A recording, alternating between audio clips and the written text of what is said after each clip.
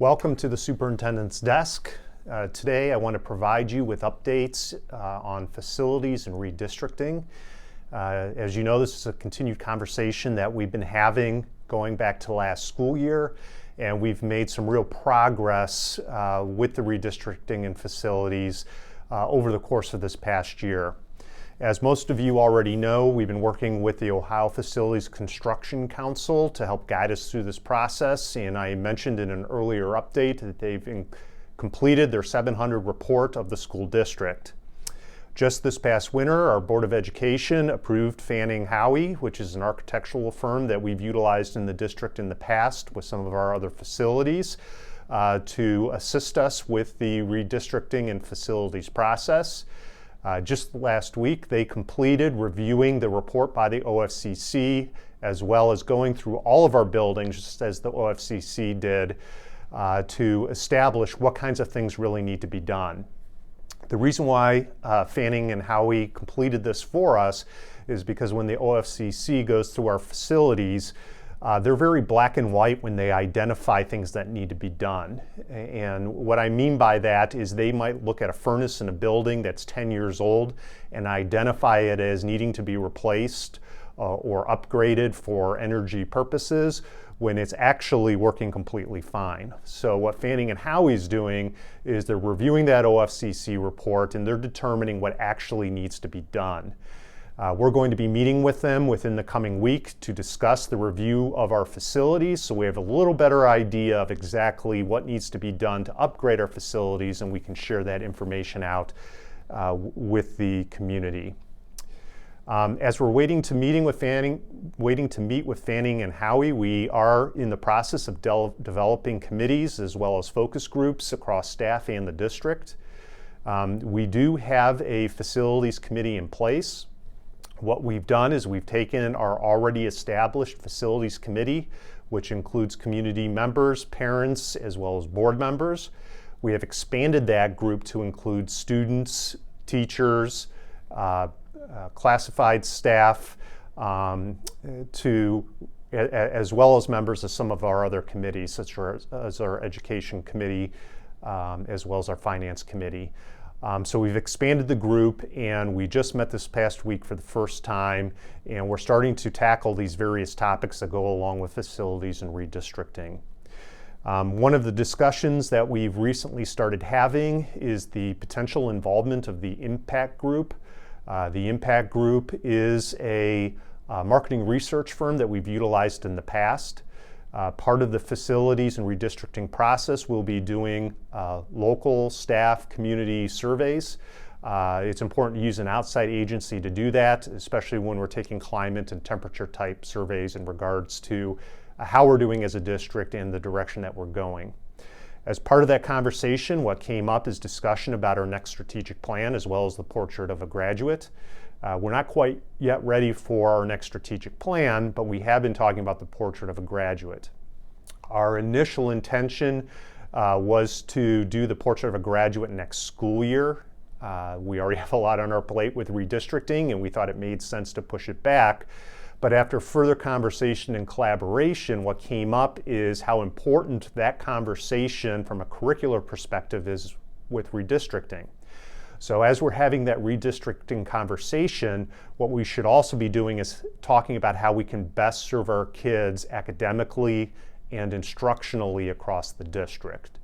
The portrait of a graduate is a tool that helps us to gear that conversation and direct that conversation. So we're talking about specifically what we want our students in Medina City schools to have, PK all the way through 12th grade academically, and the skills that they'll have when they graduate from Medina City schools. My hope is that the board approves the impact group to help us with this initiative. I do think we need some support and outside perspective. The impact group will go out and actually meet with organizations across the community, even without us, to make sure that people have the opportunity to speak very bluntly and honestly about their views of where we're headed. So the hope is that those two processes tie together. If that is the direction we end up going, We will be establishing a second committee, which will be handling the portrait of a graduate. We'll have members of that committee that are also on the facilities so that we're working back and forth with each other. More information about that will be coming soon, as well as information about the portrait of a graduate. I know we haven't sent a lot of information out about the portrait yet, and that's because we're anticipating tackling this process next year.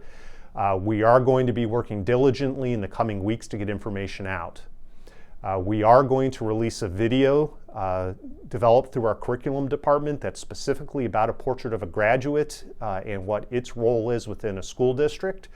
So look at that coming soon. I'm hoping to release that sometime within the coming week.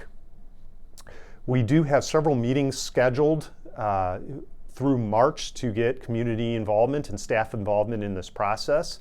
At the end of February, we're going to be holding an all-staff meeting where we're going to run focus groups and provide information to staff about the redistricting process. It's important to me that we get feedback from our staff before we go out to our community. So we want to organize in-house, then we're going to go out to our community and get all the feedback. We have 2 meetings set up in March for the community. One is March 11th. That's going to be held at Claggett at 6 o'clock. The second one is March 19th. That will also be held at 6 o'clock only at Root. Both of these meetings are going to have the same agenda. We want to provide people in the community and parents multiple opportunities to be able to attend these meetings. And I do anticipate that those are going to be working sessions as well. So we want to get together in small groups at those meetings and have an opportunity to really talk about the direction we should be going when it comes to redistricting, as well as when it comes to facilities. In regards to redistricting and facilities, one of the questions I've commonly gotten is, why are we doing this? The reason why we're doing this, the number one reason, is because we're out of balance at our elementary numbers, at our elementary buildings, as I've discussed in the past. So whether we do something major with facilities, we have to do something to balance our elementary numbers. The other thing that we want to tackle with redistricting, whether we have major facility projects or not, is equity across the district. That's looking at our social economics and our ethnic breakdowns and more evenly distributing students across our elementary as well as our middle school buildings. If you look at the statistics tell you that all students achieve at higher levels when they're in heterogeneous groups and are working across different backgrounds and different experiences. So we want to make sure our students have this opportunity because it's going to help prepare them for post-high school.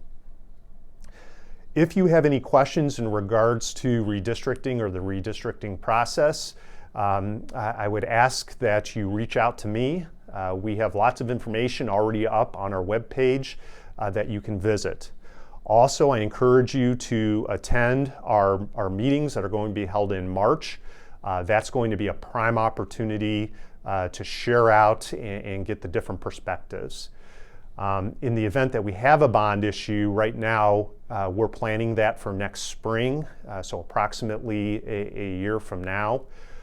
We are not going to put a bond issue up unless we know it's something our community is supportive of. So these community meetings are really important to see what the direction is that our community wants to go in terms of our facilities.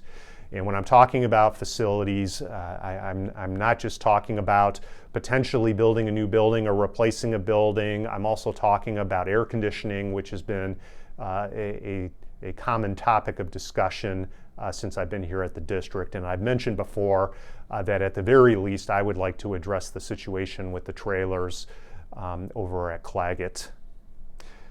Again, my door is open. Please reach out to me. Look for more information on the portrait of a graduate, and I'm going to have more videos coming in the coming months as we move forward with this process.